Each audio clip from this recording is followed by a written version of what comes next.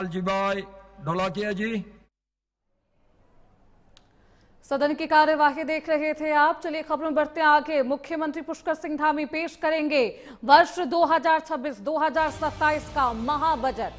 दोपहर 3 बजे मुख्यमंत्री पुष्कर सिंह धामी बजट पेश करेंगे। राज्यपाल का अभिभाषण पढ़ेंगी विधानसभा की अध्यक्ष। पहली बार राज्यपाल अभिभाषण के साथ बजट भी पेश किए जाएंगे। 10 मार्च को धामी सरकार की ओर से 9 विधेयक होंगे पेश। 48 विधायकों ने बजट सत्र के लिए 600 प्रश्न लगाए हैं। जनता के सामने अपना रिपोर्ट कार्ड भी पेश करेगी सरकार। सरकार को बेरोजगारी और महंगाई जैसे मुद्दे पर विपक्ष घेरता हुआ हंगामा करता हुआ नजर आएगा। उत्तराखंड की धामी सरकार आज अपने कार्यकाल का एक बेहद अहम बजट पेश करने वाली है। दोपहर ठीक 3 बजे मुख्यमंत्री पुष्कर सिंह धामी साल 2026 से 2027 का आय व्यय का पूरा ब्यौरा सदन के पटल पर रखेंगे। इस बार का सदन बेहद खास होने वाला है क्योंकि इतिहास में पहली बार विधानसभा अध्यक्ष राज्यपाल का अभिभाषण पढ़ेंगी। सरकार जहां एक और विकास कार्यों का रिपोर्ट कार्ड जनता के सामने रखेगी, वहीं 10 मार्च को 9 महत्वपूर्ण विधेयक भी सदन में पेश किए जाएंगे। सत्र के दौरान गहमा गहमी के पूरे आसार हैं क्योंकि 48 विधायकों ने जनहित से जुड़े करीब 600 प्रश्न लगाए हैं। दूसरी तरफ विपक्ष ने भी कमर कस ली है। बेरोजगारी, महंगाई जैसे मुद्दे पर सरकार को घेरने की कोशिश की जाएगी। देखना होगा कि इस लोक लुभावन बजट में पर्वतीय इलाके और मैदानी इलाकों के लिए क्या कुछ खास पिटारा खोला जाता है। हमारे साथ हमारे सहयोगी मदन सिंह इस खबर पर ज्यादा जानकारी के साथ जुड़ चुके हैं। मदन, आज उत्तराखंड के लिए बेहद ऐतिहासिक दिन, बजट पेश किया जाएगा। कितने बजे बजट पेश होना है? क्या कुछ लोग उम्मीद पालकर बैठे हैं? क्योंकि ये भी कहा जा रहा है कि चुनाव से ठीक पहले ये बजट लोक लुभावन बजट हो सकता है। तमाम वर्गों को साधने के लिए धामी सरकार किस तरीके से काम कर रही है? श्रुति, निश्चित तौर पर जो है बजट पेश होना है विधानसभा में, और बजट जो है 3 बजे पेश किया जाएगा। मुख्यमंत्री पुष्कर सिंह धामी और संसदीय कार्य मंत्री बजट पेश करेंगे 3 बजे। और तमाम लोगों की उम्मीद है कि ये बजट इस बार का कुछ खास होने वाला है क्योंकि आगे 2027 में चुनाव भी है। तो निश्चित तौर पर सरकार जो है तमाम जनता, चाहे वो महिला वर्ग हो, युवा वर्ग हो, सभी को इसमें साधने की कोशिश की जाएगी।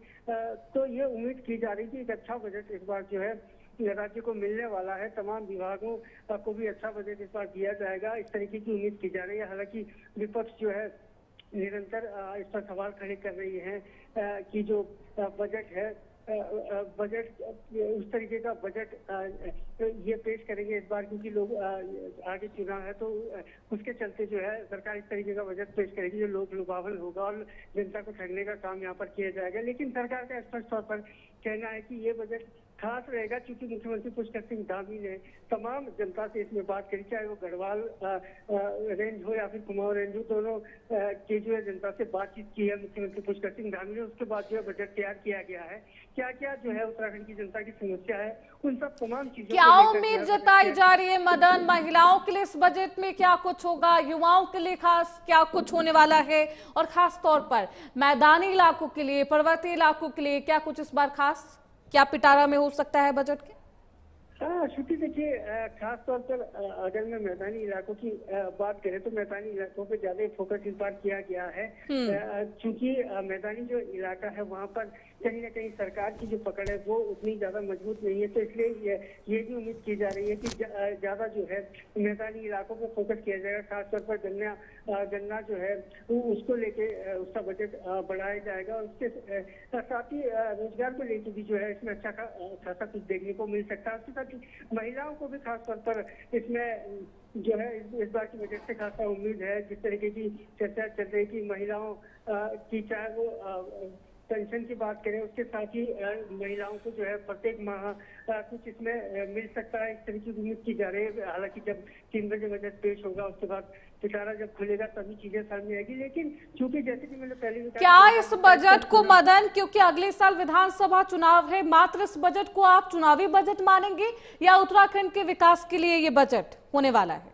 श्रुति देखिए, जहां भी जब बजट बड़ा हो जाता है और सरकार सभी चीजों को साधने की कोशिश करती है, उसको आप चाहे चुनाव के नजरिए से देखें, लेकिन अगर जनता को इससे लाभ मिलता है, फायदा मिलता है, तो निश्चित तौर पर ये राज्य के विकास के लिए बजट होगा। और जिस तरीके से मुख्यमंत्री पुष्कर सिंह धामी ने तमाम जनता से बात की है, चाहे युवा हैं, बुजुर्ग हैं, बुद्धिजीवी वर्ग हैं, महिलाएं हैं, तमाम सबसे बातचीत करने के बाद ये बजट तैयार किया गया, तो निश्चित तौर पर जो है ये उम्मीद की जा रही है कि इस बार का जो बजट है वो राज्य हित में होगा, राज्य के विकास में होगा। और जिस तरीके से सरकार का कहना है कि सभी लोगों को साधने की इसमें कोशिश की गई है और एक जो विकास के लिए जरूरी है उन तमाम चीजों में बढ़ोतरी की गई है। विभागवार बजट जो है उसी दृष्टि से बनाया गया है, तो निश्चित तौर से ये उम्मीद की जा सकती है कि ये बजट कहीं न कहीं राज्य हित में पेश होगा और राज्य की जनता के हित में होगा। जी बिल्कुल, आपने एक बात बहुत अच्छी कही, क्योंकि ये बजट राज्य के हित में होने वाला है, क्योंकि विपक्ष इस पूरे बजट को लेकर कह रहा है कि अगले साल चुनाव है, इसलिए लोक लुभावन बजट होगा, चुनावी बजट आप इसे मान सकते हैं। लेकिन सरकार की तरफ से जब ये महाबजट पेश किया जाएगा तो मैदानी इलाके और पर्वतीय इलाकों के विकास के लिए, यानी कि उत्तराखंड के विकास के लिए बजट पेश किया जाना है धामी सरकार की तरफ से।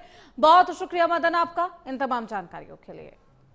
चलिए खबरों बढ़ते हैं आगे। उत्तराखंड में 4 धाम यात्रा की तैयारियां अब तेज हो गई है। सुरक्षा के लिए मार्ग धामों पर लगेंगे 1600 सीसीटीवी कैमरे, आधुनिक तकनीक, हाई टेक कंट्रोल रूम से होगी मॉनिटरिंग। क्राउड को मैनेज करने के लिए पुलिस प्रशासन पूरी तरीके से एक्शन प्लान तैयार कर चुकी है। 19 अप्रैल से शुरू हो रही 4 धाम यात्रा, उत्तराखंड की विश्व प्रसिद्ध 4 धाम यात्रा को लेकर तैयारियां अपने चरम पर है। इस वर्ष 19 अप्रैल से इसकी शुरुआत होगी। इस यात्रा को सुरक्षित और व्यवस्थित बनाने के लिए पुलिस प्रशासन पूरी तरीके से तैयार है। धामी सरकार ने तकनीक का सहारा लिया है, जहां सुरक्षा के मद्देनजर पूरे यात्रा मार्ग और चारों धामों में करीब 1600 सीसीटीवी कैमरे लगाए गए, ताकि हर गतिविधि पर पैनी नजर रखी जा सके। पुलिस मुख्यालय ने इसके लिए विशेष सेल का गठन किया है, जो आधुनिक तकनीक के जरिए ट्रैफिक और क्राउड मैनेजमेंट की तमाम निगरानी करेगा। प्रशासन का पूरा फोकस इस बात पर है कि देश विदेश से आने वाले तीर्थ यात्रियों को सुगम और सुरक्षित वातावरण मिले। बता दें कि इस बार मंदिर परिसरों में मोबाइल के इस्तेमाल पर सख्ती रहेगी, ताकि धामों की पवित्रता और व्यवस्था बनी रहे।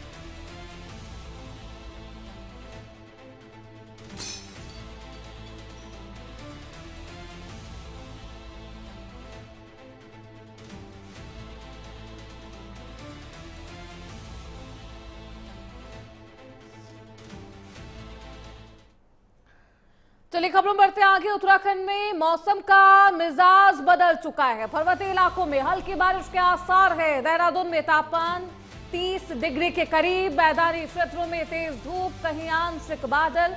पर्वतीय इलाकों में सामान्य से अधिक गर्मी महसूस होगी। पिथौरागढ़, बागेश्वर में हल्की बारिश, ऊंचाई वाले इलाकों में बारिश की भी संभावना है। उत्तराखंड में मौसम का मिजाज बदल चुका है, जहां देहरादून में तापमान 30 डिग्री के करीब पहुंच गया है, जिससे गर्मी का असर महसूस हो रहा। वहीं पर्वतीय इलाकों की बात करें तो आज हल्की बारिश के आसार है। बागेश्वर में हल्की बारिश भी दर्ज की गई है। इस दौरान मैदानी क्षेत्रों में तेज धूप के साथ कहीं आंशिक बादल छाए रहेंगे, जबकि ऊंचाई वाले इलाके में आज बारिश की संभावना है।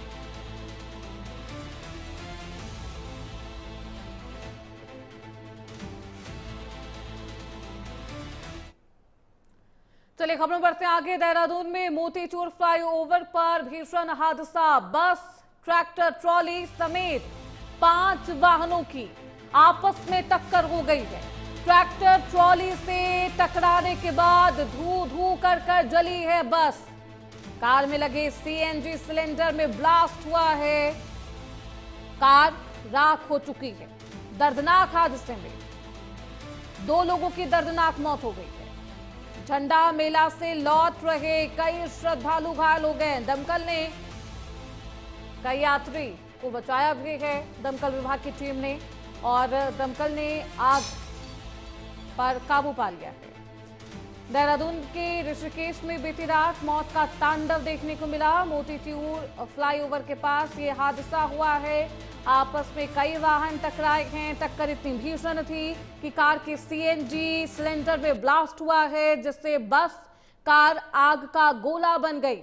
इस दर्दनाक हादसे में 2 लोगों की मौत हो चुकी है।